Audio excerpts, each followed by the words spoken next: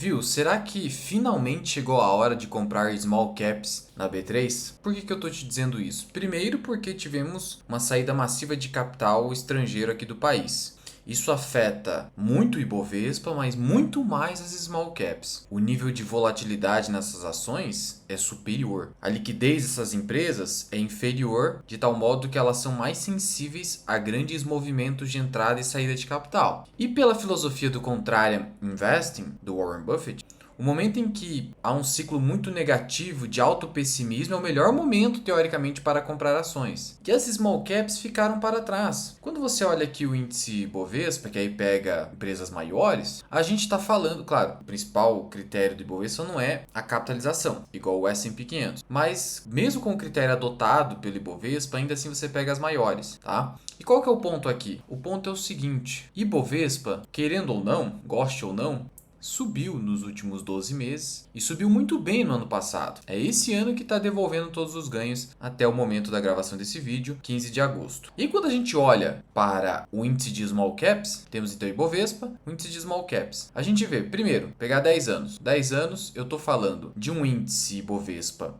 que entregou quase 200%, CDI 144%, small cap 77%. Ou seja, em 10 anos a inflação foi 74%, então small cap ficou praticamente páreo com a inflação oficial no país, tá? Então foi muito ruim. Em 5 anos, como foi? Em 5 anos, aí foi horrível. Perda patrimonial, 31% negativo. E Bovespa perdeu do CDI. E esses últimos 5 anos corresponderam justamente ao quê? Aquele movimento de virada da taxa Selic no país, saindo de absurdos 2% para o Brasil, que à época demandava esse nível de juro, porque a gente vivia sob um contexto deflacionário ante a pandemia e o afastamento e todas as medidas restritivas, e correspondeu a isso, né? Sair de 2 para 15, agora está 14, retraiu um pouquinho. E nos últimos 2 anos, a gente tem uma convergência Ibovespa e CDI e small caps praticamente no 0 a 0. Ou seja, as small caps ficaram para trás, muito para trás. E você vai notar que as small caps, elas têm uma altíssima sensibilidade à curva de juro e consequentemente ao CDI. Mas Luan, o que a gente considera de fato small cap? Objetivamente, porque eu vejo cada um falando uma coisa. Tem gente que diz que empresa de 10 bilhões de reais, 2 bilhões de dólares, etc, etc. Então, isso é apenas uma convenção entre os participantes do mercado financeiro. O critério objetivo do índice de small caps é o seguinte: esse aqui é o índice, você encontra aqui no site da B3. Ele não vai te dizer aqui explicitamente, você tem que ir no manual, mas o critério é o seguinte: a B3, ela separa todas as empresas da Bolsa de Valores em duas fatias, basicamente. As 85% maiores, pegando toda a capitalização de mercado, todo o valor de mercado dessas ações, as 85 maiores não são small caps. As 15% menores, então eu separo em duas partes, esse 15% inferior em ordem decrescente, né? Então eu saio da maior, vou caindo, hoje a Petrobras é a maior, vou caindo, caindo, caindo, chego nessa fatia de 85%, as 15% menores são as small caps. Então veja que depende do valor de mercado das outras, é um valor relativo. Então eu pego as 15% menores. Então pode ser 10 bilhões, pode ser 20 bilhões, depende do valor de mercado das maiores. Então depende também de quantos investidores estão comprando bolsa e precificando as ações. Em dados momentos, teremos small caps mais depreciadas e outros mais apreciadas, superando ou não esses 10 bilhões de reais ou 2 bilhões de dólares, que é uma convenção aí do mercado financeiro. Perfeito? Então esse é o critério adotado pela B3. E é possível investir nesse índice? Você sabe que em nenhum índice é possível investir, que é apenas uma carteira teórica. Por outro lado, você pode encontrar ETFs, fundos indexados, que reproduzem ou buscam reproduzir o desempenho de tal índice. E o que entra aqui nesse índice, para você ter uma ideia? O SMLL, índice de Small Cap, é composto pelas ações e units, finalzinho 11, exclusivamente de ações de companhias listadas na B3, que atendem aos critérios de inclusão descritos a seguir. Não estão incluídos nesse universo BDRs e ativos de companhias em recuperação judicial, regime de intervenção e etc. Ou seja, são aqueles critérios que eu falei, as 15% menores por capitalização. Então veja que aqui o critério de capitalização é adotado, o que teoricamente traz mais proximidade à realidade das ações, porque a crítica ao Ibovespa principal é que ele usa como critério principal a negociabilidade, a liquidez das ações e nem tanto a capitalização. Aqui não, né? A gente acaba tendo que selecionar as menores de fato, senão não dá para dizer que é small, pequena empresa em capitalização de mercado. E não entra BDR, tampouco empresas em recuperação judicial e qualquer tipo de dificuldade financeira evidente. Claro, precisa ter pelo menos uma recuperação judicial ou extrajudicial. Então, por exemplo, o Grupo Pão de Açúcar entrou com uma recuperação extrajudicial. Isso é suficiente para ficar de fora desse índice. E eu quero que você note o seguinte aqui. Peguei o índice de Small Cap e vou comparar só com o CDI. Eu quero que você note o seguinte. Eu vou pegar aqui os últimos 10 anos e você vai notar que a performance excepcional do índice de Small Caps coincidiu aqui principalmente entre os anos de 2019 e 2021, em que o desempenho foi muito acima do CDI, muito acima. E por que disso? Pela alta correlação negativa, né, relação inversa, com a taxa de juros básica da economia. Então, quando você pega aqui, no Investidor 10 você consegue de graça aqui os dados históricos do CDI. Quando você pega aqui esse histórico, você vai notar o seguinte, que justamente nesse período aqui de alto desempenho das Small Caps, você observou uma taxa de juro muito baixa. Olha o CDI no período, 4,42 o fechamento de 2021, 2,76 em 2020, em 2019 5,96. Você vai me perguntar, Luan, mas eu vi a Selic a 2%, como que o CDI fechou um ano acima? É que você viu em períodos curtos. Lembrando que o CDI é uma taxa diária, é que a gente anualiza a taxa diária, ela muda, ela é muito próxima da Selic, mas é diária. Então por isso que dá esse resultado diverso. Por isso que é melhor você olhar aqui para o CDI, que é a taxa efetivamente praticada nas operações interfinanceiras. Pois muito bem, então você vai ver que as small caps performaram bem justamente no período 2016 até 2021, que foi um período de queda do juro. Ó, CDI a 14, igual estamos vencendo hoje, depois caiu para 9,94,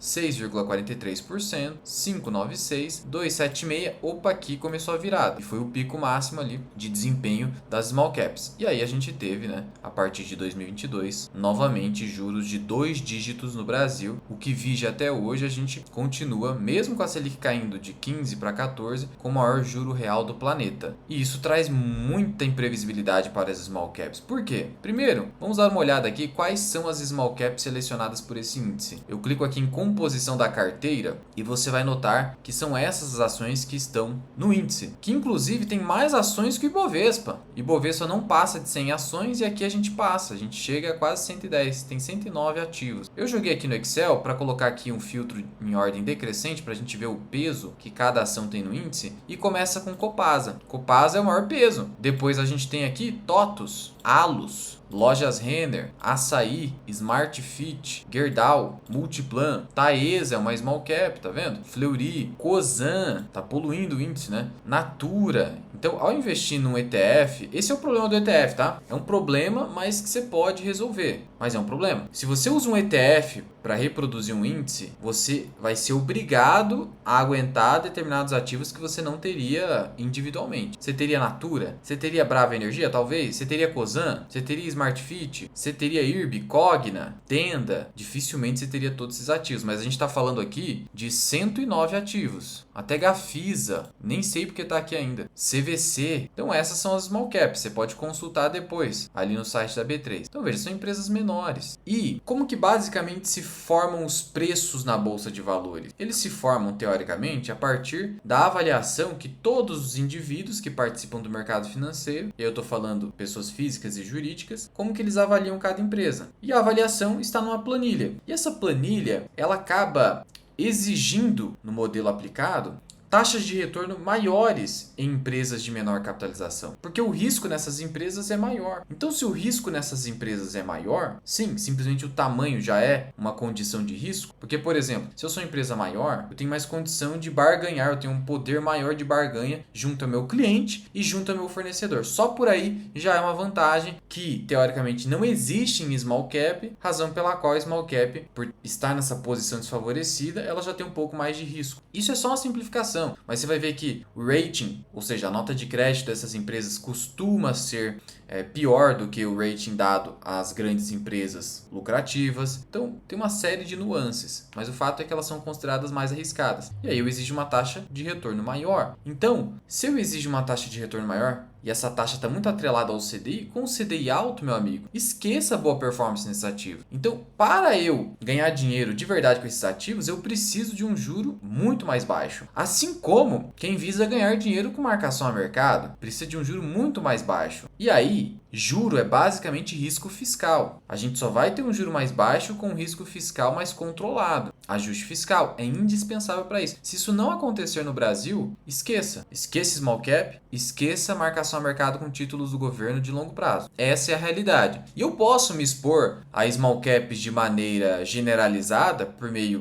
do ETF Small 11, da iShares, que é a divisão de ETFs da BlackRock. Eu posso fazer isso, mas de novo, você teria algumas ações que estão ali dentro. Já pensou nisso? Já parou para pensar? Eu poderia teoricamente fazer uma filtragem aqui, comprar todas as ações, tirando aquelas que eu não quero, colocando determinados filtros, que a gente chama de Smart Beta? Posso, mas todo esse trabalho para se expor a small caps, eu prefiro então, se for para fazer isso, fazer a seleção individual de small caps ali na fatia da minha carteira, que seria destinada para ativos mais arriscados. Ou você compra o ETF e aceita o índice já pronto, ou você seleciona individualmente. Não dá para ficar fazendo smartzinho beta. Olha o trabalhão que dá e você dificilmente será recompensado por todo esse trabalho. Há uma simetria aí entre esforço e recompensa que é evidente. Bom, mas será que diante desse cenário em que eu preciso necessariamente de juros mais baixo, vale a pena se expor diretamente ao índice ou comprar individualmente? Sobre essa questão de comprar o ETF ou individualmente, a questão é muito simples. Você gosta e se sente confortável de escolher ações? Você gosta mesmo? Você se sente capaz? Se não, ETF, gestão passiva. E outro detalhe também, o Buffett ele traz um critério que eu gosto bastante nesse sentido, que é o seguinte: coloque um prazo considerado longo, eu coloco 5 anos. Coloque um prazo de 5 anos e faça o teste, escolhendo individualmente os ativos. Se nesses 5 anos você perder para o índice, e aí tem que ser uma referência adequada. Eu estou escolhendo small cap, então eu tenho que comparar com o índice de small cap, ou no mínimo com o Ibovespa. E aí eu comparo. Putz, perdi. Então vai para o índice, ou seja, para o ETF indexado. Pô, ganhei. Ah, então continua fazendo a seleção individual. Esse é um critério que eu gosto, porque te dá um espaço, né? Te dá um tempo mínimo ali para você avaliar se você é capaz ou não de conseguir superar o mercado, ou se não, e tá tudo bem se não der. Aceita e pronto. Eu acho que esse critério pode te ajudar. Agora, dito isso, vale a pena investir em small cap, especialmente nesse momento de desempenho extremamente baixo? Olha, eu acho que uma janela temporal para a gente utilizar aqui a título de comparação é pegar esse ciclo 2016 até aqui no topo 2020, antes da pandemia. Que aí a gente tem aqui as ações subindo muito, então aqui eu peguei o índice de small caps, eles subiram, vamos colocar aqui topo do topo, 280%, tá? Então a gente está falando de 280% no ciclo 2016-2020. Agora Ibovespa, aí eu vou utilizar o ETF BOVA11 para fazer essa comparação. Então, subiu 207%. Opa, isso significa que em ciclos de juros mais baixos, a tendência